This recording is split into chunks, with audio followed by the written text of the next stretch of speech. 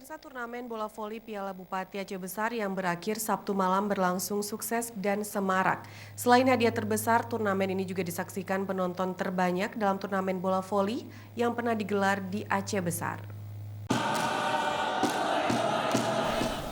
Final turnamen bola voli Piala Bupati Aceh Besar yang berlangsung sejak 11 hingga 19 Oktober 2019 di Gedung Olahraga Janto Sport City berlangsung sukses dan sangat semarak.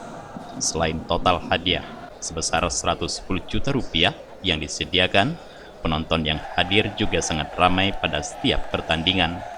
Bahkan pada malam pertandingan final dan semifinal, gedung JSC dipadati sekitar 3.000 penonton yang menyaksikan.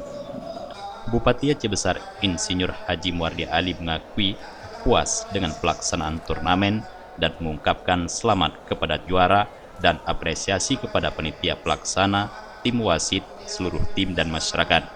Jajaran pemerintah, kepada panitia, pihak keamanan, kepada tim yang ikut berpartisipasi telah menjunjung tinggi sportivitas. Ada sedikit itu artinya protes-protes sedikit, tapi itu bisa diselesaikan dengan sportivitas dengan secara bijaksana. Artinya ini adalah sebuah kesuksesan yang luar biasa dan tidak ada kita mendengar ada kekurangan-kekurangan. Dan ini adalah sukses, sekali lagi terima kasih, dan ini adalah sukses luar biasa.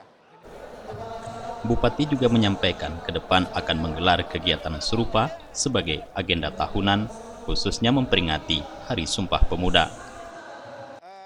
Ke depan justru kita lebih hebat lagi. Ini kenapa ini bisa seru dan meriah.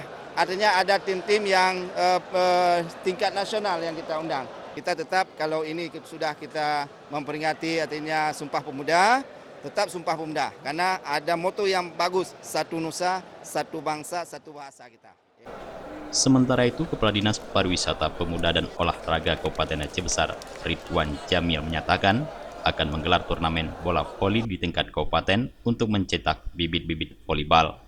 Di sana nanti kita ada Popda tahun depan. Usia-usia pembinaan adalah domain kita.